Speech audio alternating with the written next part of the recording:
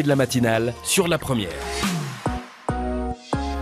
C'est le président de la FINC, la Fédération des industries de Nouvelle-Calédonie, qui est avec nous ce matin, Xavier Benoît. Et nous attendons vos questions. C'est votre espace à partir de maintenant. Et pour 10 minutes, le 258-258. On vous dit à tout de suite. Yvan Avril. Xavier Benoît, tout à l'heure, vous nous avez expliqué effectivement les raisons de cette étude que vous avez menée concernant l'image de l'industrie manufacturière en Calédonie. Une étude de laquelle il ressort que les Calédoniens sont favorables à cette industrie très majoritairement. Ils sont favorables un peu moins majoritairement, mais malgré tout à 60% aux protections de marché. Et puis on a vu également avec vous que l'industrie calédonienne était composée de 3 grands secteurs, la sidérurgie, l'énergie et puis l'industrie de transformation.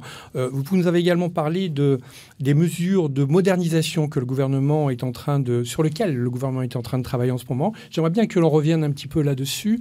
Qu'attendez-vous du gouvernement aujourd'hui et dans quel sens le poussez-vous? Vous voulez être une voix qui compte, si j'ai bien compris. Oui, parce qu'on pense que l'industrie, c'est une voie qui compte en Nouvelle-Calédonie, en tous les cas qui compte économiquement et socialement. Sur la question de la réforme du dispositif, effectivement, la première demande, c'est qu'on le perçoive comme un avantage concurrentiel qu'on donne à un secteur économique, comme on peut le faire pour d'autres secteurs, agriculture, hôtellerie, restauration ou BTP. Et aujourd'hui, les aides en francs sur ce secteur sont bien plus faible que ce qu'on peut avoir sur d'autres secteurs qu'on accompagne et que je viens de citer. Donc ça, c'est le premier point. Et derrière, qu'au niveau de la collectivité, on a une fierté de ce qu'on a réussi à faire. Donc, je rappelle que le premier dispositif de protection de marché, c'était un dispositif qui avait été initié par messieurs Chibaou et Lafleur à la suite des événements des années 80. Et je pense qu'il faut qu'on continue à être fier de cette spécificité calédonienne sur son industrie de transformation. Sur la réforme du dispositif, les principales demandes que nous avons, c'est sur l'instruction des dossiers, qu'aujourd'hui, on n'est pas un débat de café de commerce sur la place publique, mais qu'on ait une instruction des dossiers où chacun amène son avis et qu'après, la collectivité, l'exécutif ou législatif, en fonction de la nature de la protection, puisse se prononcer de manière sereine. Donc l'instruction, c'est un point important. Et puis, quelque chose qu'on demandait depuis longtemps, qui avait été initié, mais qui n'était pas inscrit dans le dispositif de la délibération qui anime aujourd'hui les protections de marché, c'était qu'on écrive les règles en matière de contrepartie. Donc effectivement, une régulation, une protection de marché, c'est un avantage concurrentiel qui est donné à une filière et en échange, les entreprises de la filière, qu'est-ce qu'elles donnent comme contrepartie? Et donc l'intérêt de la réforme, c'est d'écrire dans le texte, dans la loi, la nature des contreparties et comment est-ce qu'on définit les contreparties. Un dernier point, c'est que quelque chose qu'on demande depuis longtemps, c'est qu'on ne soit plus sur un niveau de délibération, mais sur un niveau de loi de pays pour donner plus de force au dispositif. Vous parlez de contrepartie. Le Premier ministre, très récemment, a appelé à remettre sur la table les questions économiques et sociales dans un contexte institutionnel qui est aussi quelque part un frein à l'économie. Alors, en tous les cas, on a beaucoup oublié l'aspect économique et social dans le débat institutionnel. Donc, au niveau de la Fédération des industries, nous sommes très contents que le Premier ministre ait remis ça sur la table. Et nous sommes très contents qu'aujourd'hui, les élus calédoniens s'intéressent à la question telle qu'elle est posée par le Premier ministre. Ce qui nous intéresse maintenant, puisque c'est quand même quelque chose que nous portons depuis plusieurs années, on dit que la question institutionnelle est importante, mais n'oublions pas l'aspect économique et social, parce que si ça va bien au niveau économique et social, ça se passera plutôt mieux au niveau institutionnel. Et donc aujourd'hui, la méthodologie qui va être adaptée et qui on va mettre autour de la table, c'est une question qui nous importe. Et on pense que le monde économique et social a une voix à porter dans ce débat. Madame Zoudlebert, donc la présidente de l'autorité de la concurrence en Nouvelle-Calédonie, a expliqué récemment que, je parle de prix, que le panier moyen est 33% plus élevé en Nouvelle-Calédonie qu'en métropole et 108% plus élevé pour les produits alimentaires. Elle dit encore que certaines analyses montreraient que 80% de l'économie du Caillou est contrôlée par 10 grands groupes familiaux. C'est à ça que faisait référence finalement le Premier ministre quand il est venu le 5 novembre et qu'il a parlé de décoloniser l'économie calédonienne. Je n'interpréterai pas les propos du Premier ministre, je le laisse libre. Je crois que ce que dit la présidente de l'autorité de la concurrence sur effectivement la concentration des pouvoirs économiques en Nouvelle-Calédonie est une analyse importante. Et justement, si l'autorité de la concurrence a été mise en place en Nouvelle-Calédonie, et la FINC avait appelé de son vœu cette mise en place d'une autorité de la concurrence, c'était justement pour réguler cette concentration et éviter d'avoir des positions abusives en Nouvelle-Calédonie. Donc je pense qu'elle a raison de le rappeler. Sur l'analyse des prix en Nouvelle-Calédonie, l'analyse de toute façon est faite depuis longtemps. Hein. Aujourd'hui, on sait qu'on a un panier de la ménagère qui est beaucoup plus élevé en Nouvelle-Calédonie. Aujourd'hui, ce qu'on dit au niveau de la Fédération des industries, et que, heureusement ou malheureusement, chacun y voit son bonheur, les produits fabriqués localement, que ce soit dans l'agriculture ou dans l'industrie de transformation, représentent finalement pas grand-chose dans le panier des ménagères. Donc, et les produits fabriqués localement protégés, encore moins. Donc, on ne peut pas dire que le niveau des prix en Nouvelle-Calédonie est lié aux protections de marché. Et puis, on ne peut pas dire non plus que c'est lié à l'industrie de transformation. Donc, au contraire, il faudrait peut-être qu'on creuse plus aujourd'hui, comme on l'avait demandé quand on a demandé la mise en place de l'autorité de la concurrence, qu'on creuse plus sur les positions dominantes en Nouvelle-Calédonie. Avec les comparaisons qu'évoquait Bruno, pour aller plus loin dans ce qu'a dit Madame Zoud-Lebert, elle répondait à une interview de Tahiti Info, en fait. Elle était en Polynésie. Elle disait, par exemple, qu'en Polynésie, 50 entreprises se partagent 50% du marché. Et que, donc, c'était une situation qui n'était pas du tout comparable à celle de la Calédonie. Et que la Calédonie, je la reprends texto, était pire. La situation était pire en Calédonie.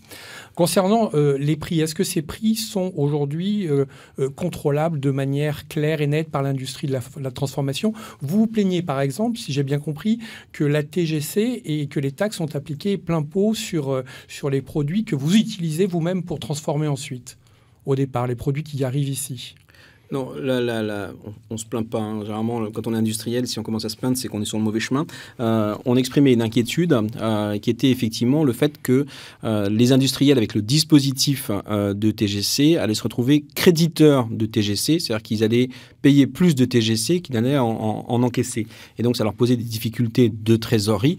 Mais le gouvernement a statué ce mardi sur la question pour éviter ce crédit de TGC qui n'a d'intérêt pour personne, parce que le dispositif que le gouvernement a mis en place ne diminuera pas la recette fiscale pour la Nouvelle-Calédonie. Ça va juste simplifier le fonctionnement des industries. Donc ça, c'est une question qui, à ce jour, est en cours de résolution. L'échange avec les pays de la région, puisqu'on voit bien que les importateurs ne sont pas forcément sur la même ligne que vous, c'est logique. L'échange avec les pays de la région. Vous citiez tout à l'heure l'exemple des yaourts en Australie, plus cher qu'en Calédonie. Est-ce qu'une zone de libre-échange océanienne, c'est quelque chose qui vous paraît envisageable et souhaitable?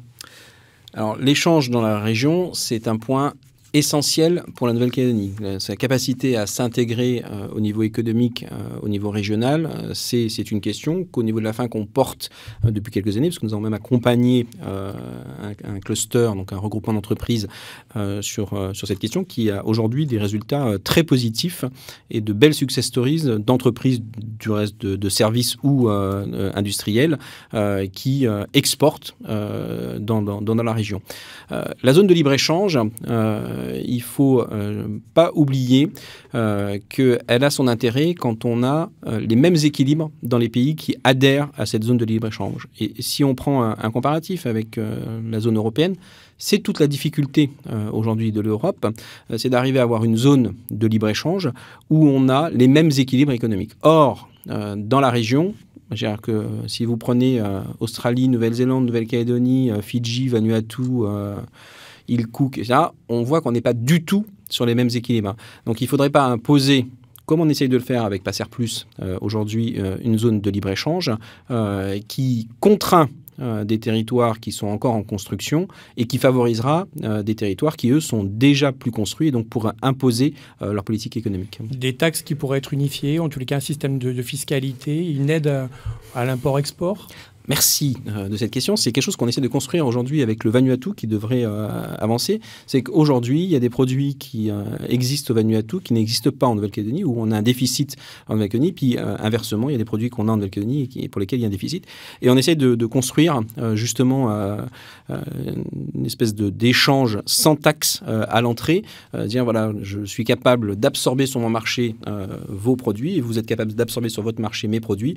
Pour cette liste de produits définie, il n'y aura pas de taxes et c'est quelque chose qu'on essaie de construire et c'est une très bonne chose, mais on le fait de manière raisonnée, là où on ne va pas déséquilibrer l'économie de son voisin. Ce sera le mot de la fin, Xavier Benoît. Merci d'avoir répondu à notre invitation ce matin. Merci beaucoup. Merci. Il est 7h17, le best-of des coups de cœur et des coups de gueule, préparé par Alex. Ensuite, on se rendra du côté de Dambéa. On va y retrouver Elodie pour l'écho du matin. Et avec Marie-Ange, on parlera ce matin de tressage à partir de 7h20. À tout de suite. Et de la matinale sur la première. C'est le président de la FINC, la Fédération des industries de Nouvelle-Calédonie, qui est avec nous ce matin, Xavier Benoît. Et nous attendons vos questions. C'est votre espace à partir de maintenant. Et pour 10 minutes, le 258-258. On vous dit à tout de suite. Yvan Avril. Xavier Benoît, tout à l'heure, vous nous avez expliqué effectivement les raisons de cette étude que vous avez menée concernant l'image de l'industrie manufacturière en Calédonie. Une étude de laquelle il ressort que les Calédoniens sont favorables à cette industrie très majoritairement. Ils sont favorables un peu moins majoritairement, mais malgré tout à 60% aux protections de marché. Et puis on a vu également avec vous que l'industrie calédonienne était composée de 3 grands secteurs, la sidérurgie, l'énergie et puis l'industrie de transformation. Vous nous avez également parlé des mesures de modernisation que le gouvernement est en train sur lesquelles le gouvernement est en train de travailler en ce moment. J'aimerais bien que l'on revienne un petit peu là-dessus. Qu'attendez-vous du gouvernement aujourd'hui et dans quel sens le poussez-vous? Vous voulez être une voix qui compte, si j'ai bien compris. Oui, parce qu'on pense que l'industrie, c'est une voie qui compte en Nouvelle-Calédonie, en tous les cas qui compte économiquement et socialement. Sur la question de la réforme du dispositif, effectivement, la première demande, c'est qu'on le perçoive comme un avantage concurrentiel qu'on donne à un secteur économique, comme on peut le faire pour d'autres secteurs, agriculture, hôtellerie, restauration ou BTP. Et aujourd'hui, les aides en francs sur ce secteur sont bien plus faible que ce qu'on peut avoir sur d'autres secteurs qu'on accompagne et que je viens de citer. Donc ça, c'est le premier point. Et derrière, qu'au niveau de la collectivité, on a une fierté de ce qu'on a réussi à faire. Donc, je rappelle que le premier dispositif de protection de marché, c'était un dispositif qui avait été initié par messieurs Chibaou et Lafleur à la suite des événements des années 80. Et je pense qu'il faut qu'on continue à être fier de cette spécificité calédonienne sur son industrie de transformation. Sur la réforme du dispositif, les principales demandes que nous avons, c'est sur l'instruction des dossiers, qu'aujourd'hui, on n'est pas un débat de café de commerce sur la place publique, mais qu'on ait une instruction des dossiers où chacun amène son avis et qu'après, la collectivité, l'exécutif ou législatif, en fonction de la nature de la protection, puisse se prononcer de manière sereine. Donc l'instruction, c'est un point important. Et puis, quelque chose qu'on demandait depuis longtemps, qui avait été initié, mais qui n'était pas inscrit dans le dispositif de la délibération qui anime aujourd'hui les protections de marché, c'était qu'on écrive les règles en matière de contrepartie. Donc effectivement, une régulation, une protection de marché, c'est un avantage concurrentiel qui est donné à une filière et en échange, les entreprises de la filière, qu'est-ce qu'elles donnent comme contrepartie? Et donc l'intérêt de la réforme, c'est d'écrire dans le texte, dans la loi, la nature des contreparties et comment est-ce qu'on définit les contreparties. Un dernier point, c'est que quelque chose qu'on demande depuis longtemps, c'est qu'on ne soit plus sur un niveau de délibération, mais sur un niveau de loi de pays pour donner plus de force au dispositif. Vous parlez de contrepartie. Le Premier ministre, très récemment, a appelé à remettre sur la table les questions économiques et sociales dans un contexte institutionnel qui est aussi quelque part un frein à l'économie. Alors, en tous les cas, on a beaucoup oublié l'aspect économique et social dans le débat institutionnel. Donc, au niveau de la Fédération des industries, nous sommes très contents que le Premier ministre ait remis ça sur la table. Et nous sommes très contents qu'aujourd'hui, les élus calédoniens s'intéressent à la question telle qu'elle est posée par le Premier ministre. Ce qui nous intéresse maintenant, puisque c'est quand même quelque chose que nous portons depuis plusieurs années, on dit que la question institutionnelle est importante. importante, mais n'oublions pas l'aspect économique et social, parce que si ça va bien au niveau économique et social, ça se passera plutôt mieux au niveau institutionnel. Et donc aujourd'hui, la méthodologie qui va être adaptée et qui on va mettre autour de la table, c'est une question qui nous importe. Et on pense que le monde économique et social a une voix à porter dans ce débat. Madame Zoud-Lebert, donc la présidente de l'autorité de la concurrence en Nouvelle-Calédonie, a expliqué récemment que, je parle de prix, que le panier moyen est 33% plus élevé en Nouvelle-Calédonie qu'en métropole et 108% plus élevé pour les produits alimentaires. Elle dit encore que certaines analyses montreraient que 80% de l'économie du Caillou est contrôlée par 10 grands groupes familiaux. C'est à ça que faisait référence finalement le Premier ministre quand il est venu le 5 novembre et qu'il a parlé de décoloniser l'économie calédonienne. Je n'interpréterai pas les propos du Premier ministre, je le laisse libre. Je crois que ce que dit la présidente de l'autorité de la concurrence sur effectivement la concentration des pouvoirs économiques en Nouvelle-Calédonie est une analyse importante.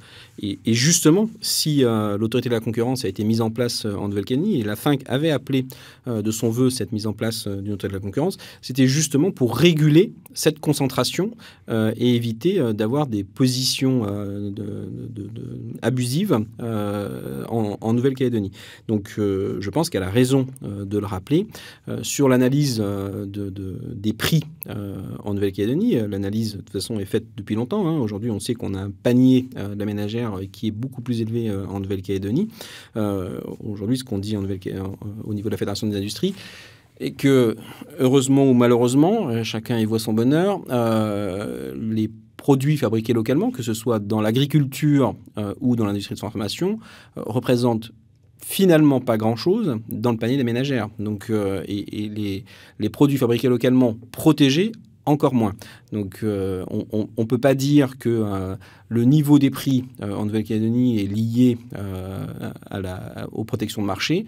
Et puis, on ne peut pas dire non plus que c'est lié à l'industrie de transformation. Donc, au contraire, il faudrait peut-être qu'on creuse plus aujourd'hui, comme on l'avait demandé quand on a demandé la mise en place de l'autorité de la concurrence, qu'on creuse plus sur les positions dominantes en Nouvelle-Calédonie.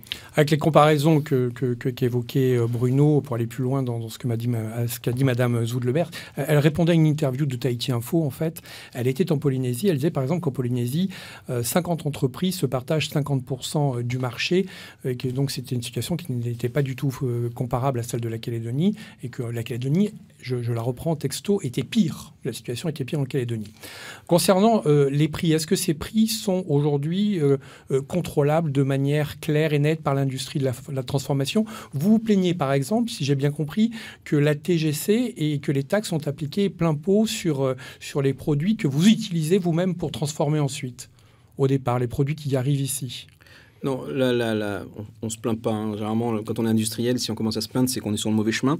On exprimait une inquiétude qui était effectivement le fait que les industriels, avec le dispositif de TGC, allaient se retrouver créditeurs de TGC, c'est-à-dire qu'ils allaient payer plus de TGC qu'ils n'allaient en encaisser.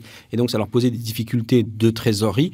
Mais le gouvernement a statué ce mardi sur la question pour éviter ce crédit de TGC qui n'a d'intérêt pour personne, parce que le dispositif que le gouvernement a mis en place ne diminuera pas la recette fiscale pour la Nouvelle-Calédonie. Ça va juste simplifier le fonctionnement des industries. Donc ça, c'est une question qui, à ce jour, est en cours de résolution. L'échange avec les pays de la région, puisqu'on voit bien que les importateurs ne sont pas forcément sur la même ligne que vous, c'est logique. L'échange avec les pays de la région. Vous citiez tout à l'heure l'exemple des yaourts en Australie, plus cher qu'en Calédonie. Est-ce qu'une zone de libre-échange océanienne, c'est quelque chose qui vous paraît envisageable et souhaitable? Alors, l'échange dans la région, c'est un point essentiel pour la Nouvelle-Calédonie. Sa capacité à s'intégrer au niveau économique, au niveau régional, c'est une question qu'au niveau de la FINC on porte depuis quelques années, parce que nous avons même accompagné un cluster, donc un regroupement d'entreprises sur cette question, qui a aujourd'hui des résultats très positifs et de belles success stories d'entreprises du reste de services ou industriels qui exportent dans la région. La zone de libre-échange il faut pas oublier qu'elle a son intérêt quand on a les mêmes équilibres dans les pays qui adhèrent à cette zone de libre-échange. Et si on prend un comparatif avec la zone européenne, c'est toute la difficulté aujourd'hui de l'Europe, c'est d'arriver à avoir une zone de libre-échange où on a les mêmes équilibres économiques. Or, dans la région, c'est-à-dire que si vous prenez Australie, Nouvelle-Zélande, Nouvelle-Calédonie, Fidji, Vanuatu, île Cook, etc., on voit qu'on n'est pas du tout sur les mêmes équilibres. Donc il ne faudrait pas imposer, comme on essaye de le faire avec Passer Plus aujourd'hui, une zone de libre-échange qui contraint des territoires qui sont encore en construction et qui favorisera des territoires qui, eux, sont déjà plus construits et donc pourraient imposer leur politique économique. Des taxes qui pourraient être unifiées, en tous les cas un système de fiscalité, une aide à l'import-export ?